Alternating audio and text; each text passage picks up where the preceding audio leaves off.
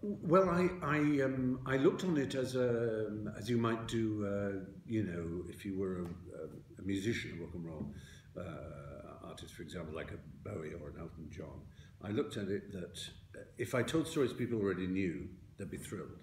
Whenever you go to an Elton John concert, it's fine to hear new songs. Okay, okay, he's written a new song, but really you want to hear, come on, let's have our song, let's have, you know, your song. I mean, let's have, you know, let's have Tiny Dancer, let's have this, you know. And similarly, yes, a lot of people will know the story of Arachne, for example, or they'll know the story of Narcissus, or the story of Midas, but they won't necessarily know all the details of the birth of Hermes, you know, the messenger god, for example, and they might know a bit about Hermes. They know he has winged sandals and a strange bowler hat type thing and flies about being perky, but they wouldn't necessarily know all the other details. So I hope that both people who are entirely new and know nothing about Greek myth and have been rather frightened about it because it's full of words like Clytemnestra that when you see it on the page are quite hard to pronounce.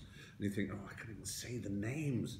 So I'm never going to read it. It's full of K's and Y's and strange CH's and it's to do with scholarship and public schools and classic lessons. And that's not for me, you know, and that would be obviously a terrible pity because that's just a small period of when myths were studied by school children, and that's, you know, they're about sunlight and personality, and they're sexy and they're alive, and so I hope people will read them in that spirit, obviously, not in the spirit of feeling that it's something clever.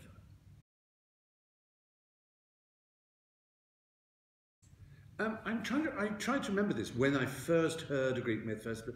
I mean, probably, I think my mother told me the odd story, you know, trying to get me to sleep in the usual way, which she'd read a lot of stories, but probably at school, I went away to school when I was 7. There was a Latin teacher whom I rather liked who, at the end of term, or if there was a half term coming or something, the last lesson, instead of us having to repeat amomas, amatomamas, amatis, amant, and do all the conjugations of the third declension and so on, he would read us either from, I don't know, I think from L.H. Hyde, it was one of those books, or from someone like that, or Bullfinch, or I don't know which books he chose to read, and he would read some of the stories. And I just remember being absolutely thrilled by them.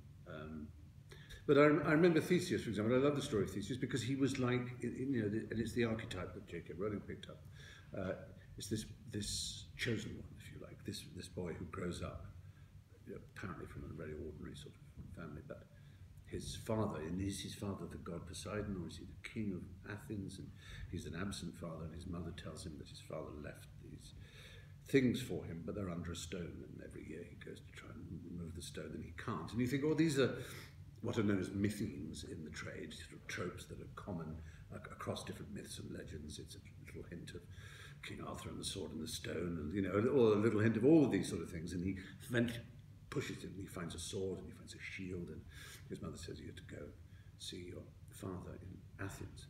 I just remember the beginning of that. There was something delicious, in exactly the way, I guess, to other generations Harry Potter is, of thinking of relating to and identifying with this young boy who is special, who is going to be something remarkable, and following him and knowing that he's special.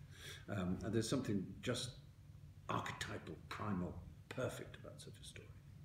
And there's just something, it's like a flavour. The first time you have it, go, oh, I want more of this. You know, the first time when you're an adult, you taste white truffle or something, you think this is meant to be. And the same with these stories, you feel they are meant to be.